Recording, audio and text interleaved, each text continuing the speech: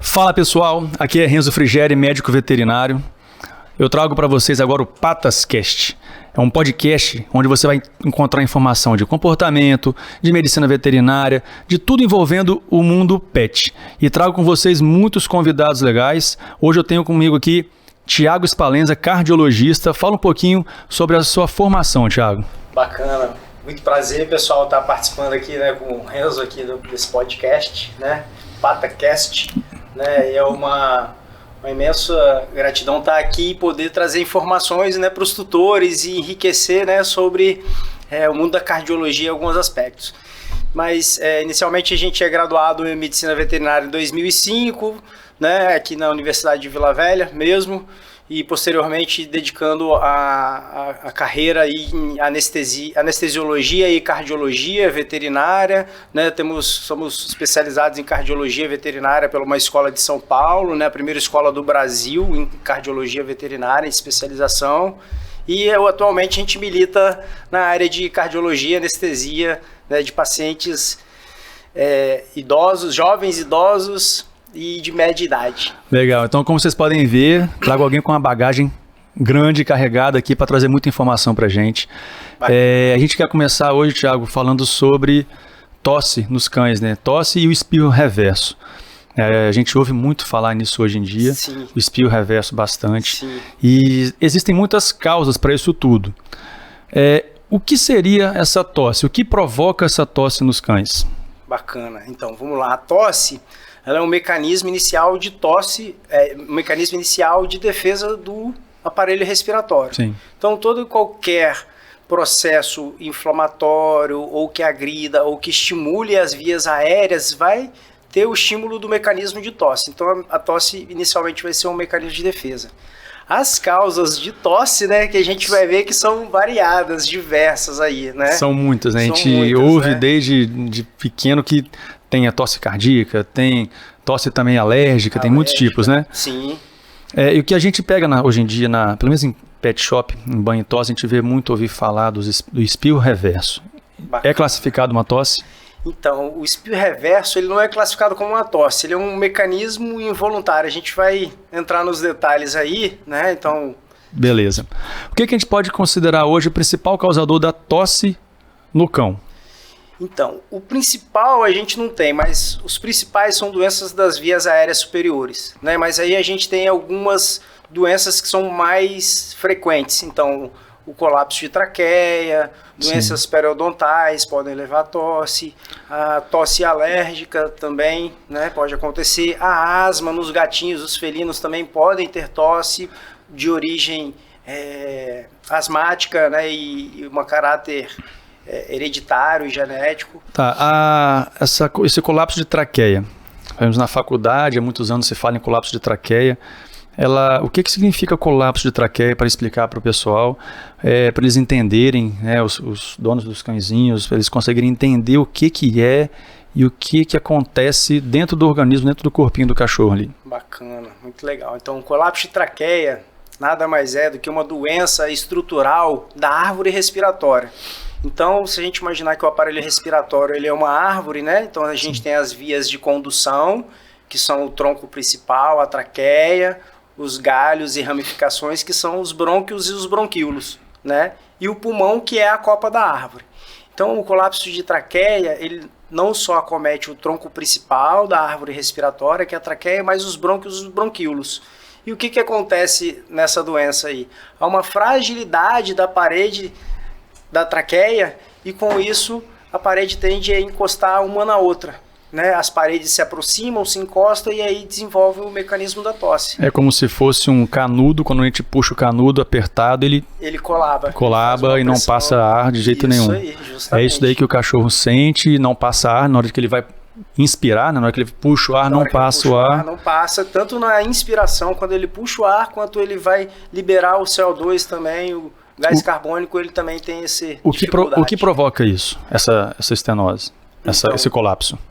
bacana, muito legal a pergunta. Então, o colapso de traqueia, ele tem vários fatores que podem desencadear. Um deles é um fator genético, que já vem a hereditariedade em algumas raças de porte pequeno, né? Então, eles podem apresentar característica hereditária e manifestar o colapso de traqueia juvenil, precoce, às vezes com 8 meses, com 9 meses, eles desenvolvem o colapso genético. Existe também o colapso tardio da velhice, né? Então, com o passar do tempo, o tecido ele envelhece, ele perde as características de flexibilidade e de manter a rigidez, e aí com o tempo essa traqueia, por processos inflamatórios e degenerativos, ela pode vir a enfraquecer e colabar. Então ela tende a colabar. A gente tem um diâmetro de traqueia normal, com o passar do tempo ela colaba. Há um estreitamento dessa parede. A luz, não da parede, da luz. E isso, Thiago, a gente pode pensar aqui o que pode provocar isso daí, né? Porque a traqueia, pelo que eu me lembro, pelo que a gente viu, ela é um cano, só que ela tem anéis de cartilagem para poder manter esse cano aberto, né? Perfeito. E isso aí pode ser considerado, o que vai provocar isso daí, é uma deficiência, talvez que vai provocar uma cartilagem ser mais flexível, não conseguir segurar a pressão do ar ali que está passando. Pode ser isso também? Pode ser. Existem trabalhos, né, na área assim, que buscam entender melhor as causas do colapso de traqueia, e o que se observa é que é um processo degenerativo, né, uma condromalácia, que pode ser, como a gente viu, de várias formas, levando ao estreitamento desses anéis aí. Então esses anéis eles vão ficar mais estreitos. Às vezes a gente depois vai falar até de tratamento, mas... então, uma coisa, eu ia até te perguntar agora, mas um prognóstico é bom ou é ruim? O prognóstico depende do grau do colapso de traqueia. Então a gente classifica ele em vários graus. Tem um grau 1, grau 2, grau 3, grau 4, grau 5. É claro que o prognóstico, ou seja, as intensidades das crises num paciente jovem com 8 meses e que tem um grau de colapso de traqueia, um grau 3, grau 4, a gente sabe que esse paciente, ao longo da vida, ele vai evoluir mais rápido, que ele vai sentir um pouco mais de desconforto. Agora eu tenho certeza, a pergunta que todo mundo tem, qual é o risco disso para o PET? Então, o risco para o PET, muitas das vezes, vai estar correlacionado a vários fatores, né? O fator do ambiente onde ele está, onde está acontecendo a crise e por que essa crise está sendo desencadeada. Então, se for um fator de muito estresse, num ambiente muito quente, abafado, isso aí pode levar o paciente a ter síncope, desmaio, ficar com a linguinha roxa, respirações ruidosas, né? Estica o pescocinho tentando buscar o ar. Então, isso aí, dependendo da situação que o paciente tiver, vai ter grandes implicações clínicas. Mas se ele está em casa, num quarto, geladinho, fresquinho, jogou a bola, brincou um pouquinho, ele vai ter um episódio de tosse, mas o ambiente está fresquinho, confortável, Entendi. Rapidinho ele já vai normalizar. Então vai depender do grau do colapso, né, se ele é o grau 1 ou o grau 4, que é um grau mais avançado, e o local que ele esteja sendo desafiado ou submetido a um passeio no calçadão, por exemplo, no sol de 11 horas da manhã, quente, e ele tem um colapso de traqueia, grau 2, aliás, um grau 4. Então vamos lá. Um grau 1 não vai atrapalhar tanto, um grau 2, mas um grau 4... Digamos, então, tá uma pessoa passando com o cachorrinho dela na praia, no calçadão, ou em um parque, em algum lugar com o cachorro, de repente ele começa a ter uma crise dessa. Qual o procedimento que ela precisa ter naquele momento ali? Imediato ali, qual é? Então, naquele momento de imediato precisa ter calma, a primeira coisa para analisar ali, mas às vezes vem o desespero, né? Mas botar ele numa superfície plana, de forma que você não comprima a caixa torácica, o tórax dele, para ele poder, não pode pegar no tórax, isso aí, não pode pegar por baixo, levantar, não. Botar numa superfície plana, tentar esticar o pescocinho, né? Então a boquinha, né? Para liberar as vias aéreas, às vezes fazer um mecanismo de tracionar a língua para ver se ele dá uma deglutida e aí consegue melhorar a liberação de via aérea e levar para um lugar mais fresco o rápido possível. Por exemplo, você está no calçadão, está muito gelado, então uma água gelada já ajuda a refrigerar o corpo desse paciente, porque ele está caminhando ali e ele está superaquecendo o corpo dele. Porque uma coisa que é muito interessante nos cães, vamos dar um adendo aqui, que a termorregulação do corpo dos cães é feita pela respiração. Sim. Então, ele está cansado? Não, muitas das vezes ele está controlando a temperatura corporal. Tá um dia muito quente, ele não está se movimentando, nada, mas ele está... Só para refrescar o corpo. Refrigerar o corpo. Isso. Então, é até legal, não é o assunto hoje, mas é importante as pessoas saberem que o cachorro ele não sua, né, pelo corpo. Transpira. Ele não tem glândulas sudoríparas, né? Tem mínimas muito embaixo pouco. Das patinhas, que é mínimo, é insignificante, mas tem, mas... Então a troca de calor dele mesmo é na respiração. 99% pela respiração. Legal, então é importante, então, no caso desses cães, às vezes... falar para as pessoas que estão passando em algum parque que precisa que o animal utilize focinheira, tem que ser retirada a focinheira imediatamente. Né, para facilitar a respiração dele, não é isso? Sim. A ventilação. Sim. É recomendado tirar a focinheira, esticar o pescocinho. Se ele teve um desmaio, levantar o lábio, pelo menos para não enfiar o dedo na boca, porque ele pode chegar e morder o seu dedo e machucar. Mas simplesmente levantar o lábio para ver se está rosinha, se está roxo, coloração. Está rosinha, opa... ele tem uma tendência a melhorar rápido, a não ser aquele cão que tem um colapso de traqueia e também tem uma outra doença de base, como uma cardíaca. Aí esse paciente ele demora mais a se recuperar ou nem se recupera, aí precisa correr para um pronto atendimento. Tem gente que pega o cachorro e fica soprando. Uhum. Adianta alguma coisa? No colapso de traqueia é um estímulo que você vai dar, um estímulo externo, mas que vai adiantar, que vai salvar a vida, não. Às vezes por você estimular, você faz o organismo dele, o cérebro dele reativar, se ele teve um desmaio, por exemplo. Sim. Você faz um estímulo, sopra, puxa a língua, levanta o lábio, você tem um estímulo para o sistema nervoso dar uma reiniciada depois de um desmaio, alguma coisa. Né? O sopro, uma massagem no focinho funciona no Spear reverso, que a gente depois vai entrar nesse detalhe do Spear reverso. Mas ainda dentro de tosse, então, você falou sobre doença cardíaca. Existe a tosse cardíaca, né? Existe, é uma minoria, né? Mas existe. E o que provoca? O que acontece na tosse cardíaca? O que faz o animal tossir? Então, na tosse cardíaca, o que acontece é uma competitividade do coração com o aparelho respiratório. Então, o coração, ele aumenta, ele cresce tanto de tamanho que ele começa a comprimir a árvore respiratória, os brônquios, brônquio esquerdo principalmente, pode causar uma tosse. E outras vezes a tosse também advém de quando tem líquido no pulmão e esse líquido ele passa do pulmão chegando para dentro dos brônquios e dos bronquíolos, que a gente chama de edema pulmonar.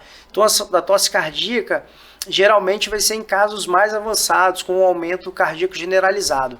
Então sempre que o nosso cãozinho, o nosso gatinho tem uma tosse, a gente tem que investigar sempre primeiro as partes respiratórias, mas não deixar de avaliar o cardíaco. Mas o exame de inspeção começa de vias aéreas, né, aparelho respiratório, e depois vai... E tem alguma predisposição, alguma incidência maior, na verdade, em animais idosos, então? A doença cardíaca, sim, quando ela é adquirida em animais idosos. Existem as doenças congênitas, que são aqueles pacientes que já nascem com aquele defeito de fabricação, né? Ou aquele defeitinho no coração. Na verdade, é uma má formação, não é um defeito de fabricação. E aí, para a gente esclarecer para todos aqui também, como é que acontece dentro do corpo do cachorro? O que provoca ele, o que faz ele tossir numa doença cardíaca? Numa doença cardíaca, né, então a gente vai ter o coração crescendo de tamanho, comprimindo o aparelho respiratório. Comprimindo o aparelho respiratório, a gente vai ter as paredes se encostando por uma compressão. Então o coração está aqui, ele cresceu de tamanho, comprimiu, então o tubo respiratório, que era redondinho e firme, ele tende a se deformar. E essa deformação faz com que receptores da tosse que a gente tem na região de brônquios e bronquíolos seja estimulado, e aí a gente tem o centro da tosse a nível de sistema nervoso central, que aí vem o estímulo da tosse. Então o receptor detecta periférico a nível do aparelho respiratório, da traqueia, do brônquio, e aí manda o estímulo, e aí a gente... Né, e o paciente tende a ter episódios repetitivos ou não. Então essa tosse cardíaca que você está falando, ela é provocada lá dentro do tórax, né, com o coração comprimindo o aparelho respiratório na região da traqueia. Perfeito. E aí provoca a tosse, não é isso? Provoca a tosse. Risco respiratório nesse caso não tem, seria mais o cardíaco, correto? Isso. O risco respiratório, justamente, ele só vai correr dentro daqueles fatores que a gente falou, né?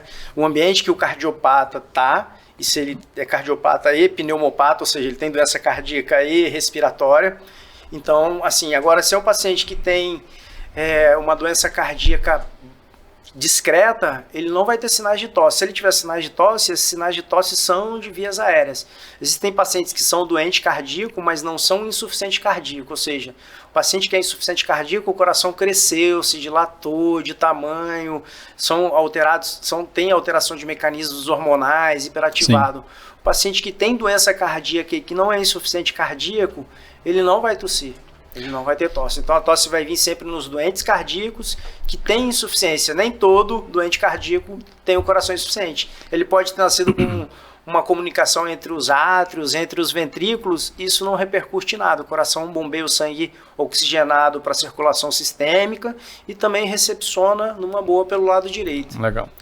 Então a gente falou sobre colapso de traqueia, tosse cardíaca. Teria mais alguma coisa que provoca tosse nos cães, sim, nos animais? Temos várias doenças das vias aéreas, né? Então, por exemplo, uma doença periodontal com fístulas oronasal, tendo comunicação para a narina, um paciente que tem uma infecção periodontal importante, entra comida, entra saliva por esses fístulas e aí entra para o nariz pega a via aérea e aí tem um estímulo de tosse.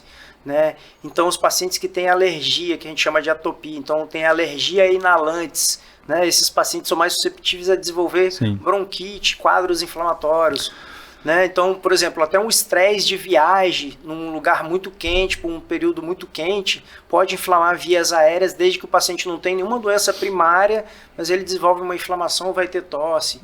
Então, aumentos de volume em caixa torácica, doenças das narinas, doenças das entradas das vias respiratórias. A gente chegou a conversar esses dias atrás, você estava falando sobre o formato do tórax de algumas raças, não é isso? Isso, a conformação do tórax, perfeito, o formato. Então tem aqueles cães que tem o tórax mais achatado, não é isso? O peito aqui mais achatado. São os cães mais atarracados, um bulldog talvez? O bulldog, o poodle, né? Alguns chihuahuas, né? Essas raças aí. Então esses aí têm mais chance de ter um problema de tosse cardíaca, talvez? Esses aí podem ter uma chance de tosse cardíaca se manifestar mais precocemente, porque são tórax mais rasos, a gente diz. E aí, ao mínimo crescimento do coração, ele já começa a comprimir. Diferente daqueles cães que tem um tórax anquilhado, profundo, um teckel, um pastor alemão, um border collie. Esses cãezinhos, eles vão apresentar, às vezes, uma manifestação de doença cardíaca por tosse já tardia. Sim. Né? Mas a gente vê que os novos trabalhos mostram isso, que as tosses cardíacas são em menor quantidade. Elas acontecem, mas sempre pensar primeiro em vias aéreas. Tiago, agora é o seguinte, eu queria entrar num assunto que eu tenho escutado recentemente, mas em uma quantidade muito grande. Espirro reverso. Espirro reverso. Então. Os proprietários, os tutores ficam apavorados. Nossa, ele vai morrer sufocado. Então, quando eu me formei, eu não escutava falar sobre isso. Mas ultimamente o que eu escuto na loja, né, semanalmente a gente tem algum caso de algum cachorrinho diagnosticado com espirro reverso. Eu queria que você explicasse para as pessoas o que é esse espirro reverso, o que provoca, para a gente poder chegar e esclarecer um pouco e talvez tranquilizar algumas pessoas também, né? Perfeito, perfeito. Então, esse é um ponto-chave que você falou. Por que na sua época de faculdade você não ouvia falar muito do espirro reverso? Porque os cães, eles não tinham tanto esse afeto de viver dentro de casa e você tá convivendo a rotina dele. Então, naquela época tinha, mas assim, cada vez mais a afetividade com o cão foi crescendo. Naquela época era mais o cão de quintal, um ou outro de dentro de casa, assim, mas ele não tinha aquela aproximação, aquela convivência, aquela periodicidade. Ele não era família como é hoje, né? Família, não era o filho, né? Então passava desapercebido. Às vezes o cão, ele comeu muitos grãos rápido, engasgou e passou, foi um engasgo, né? Então lá atrás seria mais isso aí que a gente classificaria. Então hoje a gente tem ver mais os tutores falando cada vez mais porque eles presenciam, é um filho, então ele está cuidando ali. Então o espirro reverso, muitas das vezes, ele é assustador, ele é feio de ver, mas ele é nocivo. Em muitos pacientes ele é nocivo, vai depender daquelas características que a gente falou, da idade, se está no calor, se está repetitivo, se não está. Mas o espirro reverso nada mais é do que um estímulo involuntário né, que tem um estímulo que, como se fosse um soluço na gente, a gente não quer que aconteça. Tem um agente desencadeante que pode ser emocional, que pode ser um alérgeno, que pode ser uma alteração de temperatura, que pode ser um mecanismo mecânico que mexeu na região da gargantinha, do nariz, da boca, da face e desencadeou. E aí o cãozinho ele tende a... Parece que ele vai morrer sufocado. Isso é muito momentâneo, né?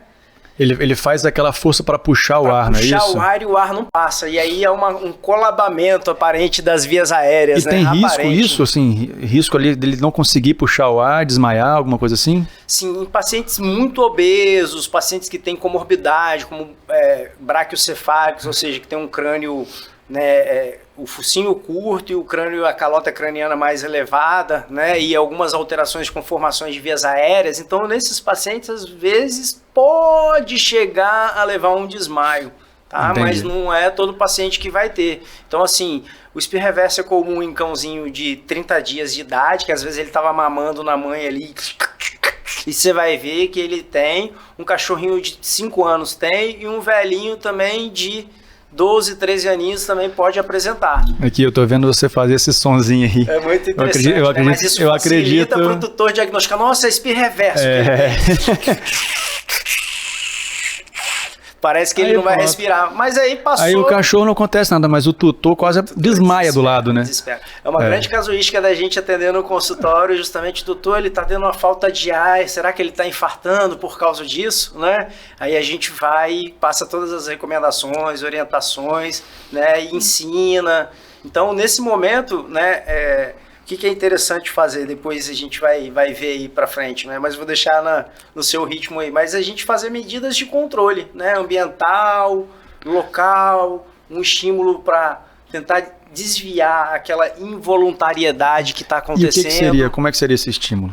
Então, o estímulo, primeiro o que a gente faria? O paciente em crise de espirro reverso, a gente bota ele numa superfície plana, mais uma vez, nada de segurar pelo tórax, nada de segurar no colo, deixa ele apoiadinho, ficar apoiadinho com as 4 patinhas, né?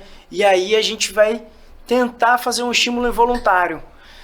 Você pode pegar, apertar o nariz e soltar, dar uns 2 ou 3 apertos e solta, né? Mexer no lábio, fazer uma cosquinha lateral, alguma coisa para tentar tirar aquele estímulo. Igual quando a gente tem soluço da gente, sim, então a gente tenta fazer um mecanismo involuntário, prender a respiração, dar um susto, bebe um gole d'água, para tentar inibir esse estímulo que é involuntário. Então o cão não quer que aconteça, mas ele está ali causando aquele estímulo. Então a gente pode falar então que é o espirro reverso, para um animal que não tem outros problemas de saúde.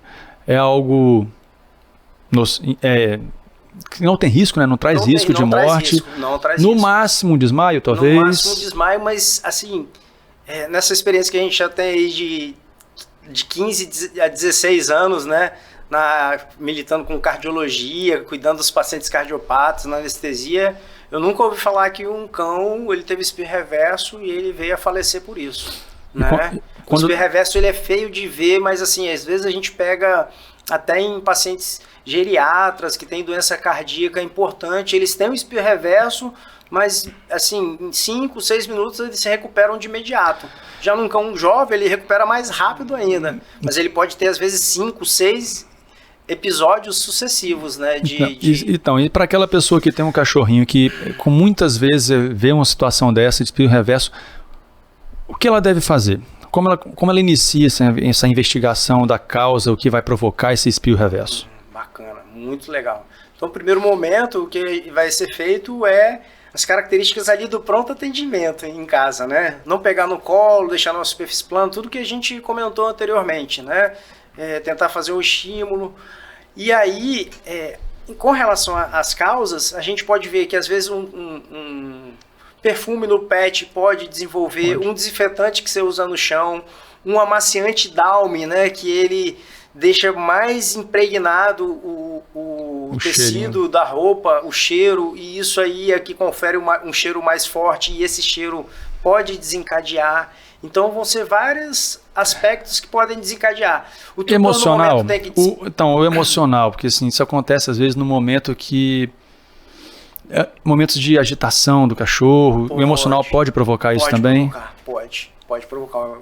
um componente emocional, sim. Tá. Né? É porque às vezes eu fico vendo os casos que acontecem próximos a gente fica pensando, a gente quer descobrir qual é a causa, né?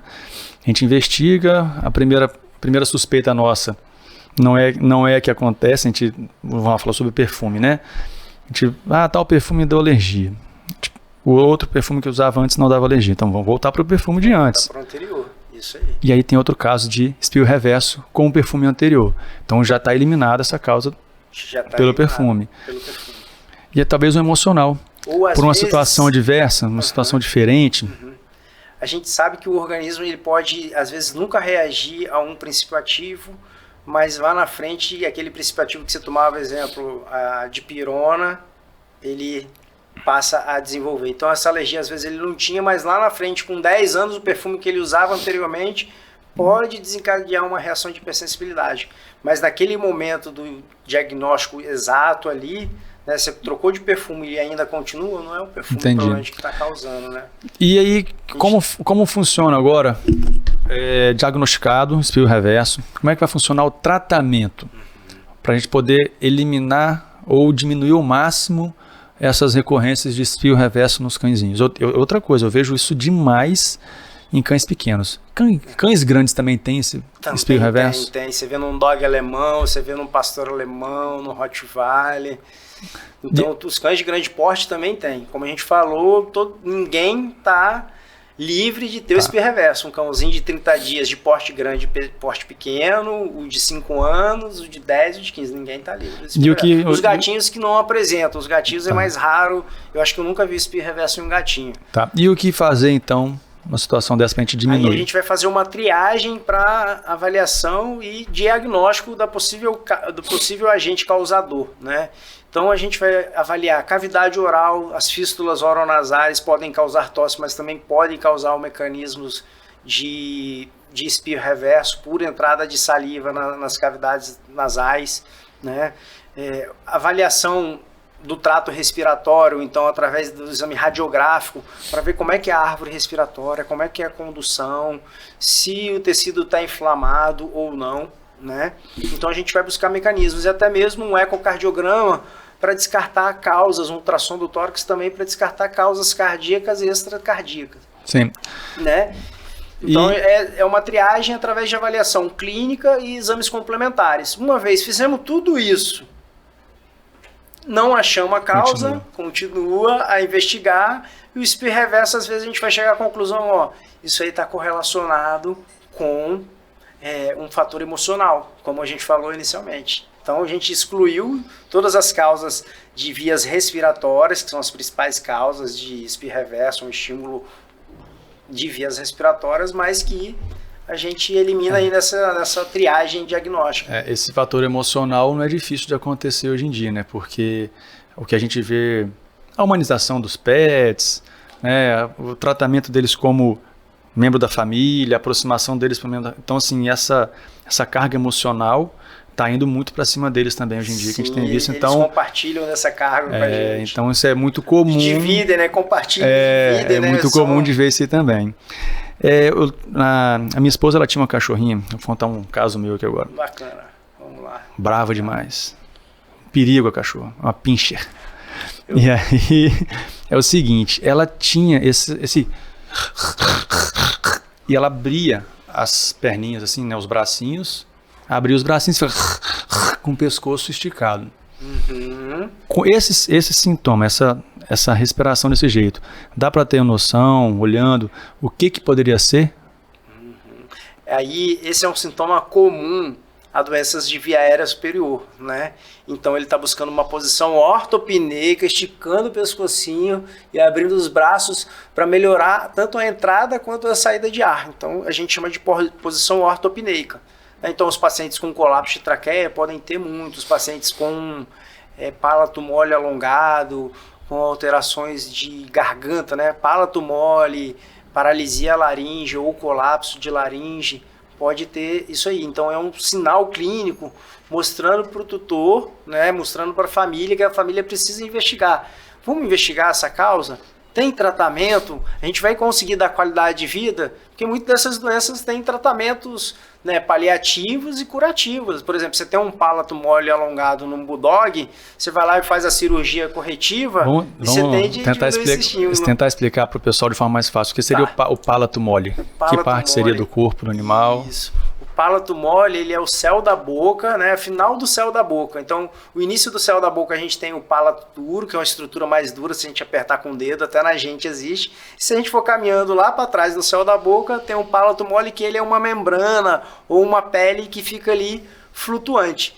Então, ele é, como é que se diz? Ele é dinâmico. Então, se eu tenho ele com um tamanho aumentado, inflamado, ele vai ser dinâmico a nível de causar uma obstrução dinâmica da entrada do ar, né? Entrada e saída do ar. Entendi. Então ele é uma estrutura no céu da boca, que é comum nos cães braquicefálicos, bulldog, pug, né? Que são cãezinhos que a gente tem que ter uma atenção com relação a isso. Então agora, para a gente poder, dentro da sua área, cardiologia, o que você vê hoje com maior frequência? A gente pode até esquecer um pouco das tosses, mas o que você encontra hoje com mais frequência nos cães e nos gatos? Na área de cardiologia, né? Então, na área da cardiopneumologia, né? Vamos botar respiratório. Então, assim, os cães de porte pequeno, eles, quando jovens, eles podem ter doença cardíaca congênita. Mas a maior incidência na medicina veterinária de doença cardíaca, né, nos animais de companhia, no cão e no gato, são doenças da válvula do coração, né? Que é uma doença de caráter degenerativo, pode ser progressiva e começa a partir dos 6, 7 aninhos de idade. Então, todos os cãezinhos de porte pequeno pode ter, em alguma fase da vida, a partir dos 5, 6 aninhos de idade, a valvopatia crônica mitral, que é uma doencinha que pode acometer a válvula e aí alguns vão precisar ser acompanhados com o tratamento, outros vão precisar ser acompanhados só periodicamente para estadiar a doença. E sobre exames, eu queria que você falasse um pouco para o público também, porque a tecnologia avançada da medicina humana está na medicina veterinária também, né? Na medicina veterinária então, até... Hoje a medicina vem evoluindo assim, e a gente fica muito feliz. Você pode falar, né, um pouco com bagagem que você está inaugurando agora um hospital, né, veterinário, com alta tecnologia nos aparelhos, não é isso? Para poder assistir da melhor forma, é muito bem assistido, né, esses pacientes que precisam desse suporte avançado à vida, né? Então a gente vem não só com suporte básico, mas o suporte avançado à vida. Fala um pouco de o que tem hoje em dia de inovação nesse mercado veterinário para as pessoas saberem quão avançado nós estamos relacionado, né, comparado com a medicina humana. Perfeito. Então hoje na medicina veterinária a gente, né, o que há de novo na cardiologia, então são os implantes de marca-passo, né? Então pacientes que têm problema do sistema de condução do coração, a parte elétrica do coração, esse coração ele já trabalha numa frequência mais baixa, então a gente pode implantar um marca-passo e fazer com que ele viva bem, do que lá na frente, existem pacientes que vivem muito bem com algumas arritmias, mas lá na frente ele vai ter repercussões por baixo bombeamento de sangue, porque um coração que trabalha a 30 não vai bombear a mesma quantidade de sangue a 70 por minuto, né? Então, você botando o marca-passo, você vai evitar que esse paciente lá na frente tenha outras doenças, né? Então, o marca-passo, as doenças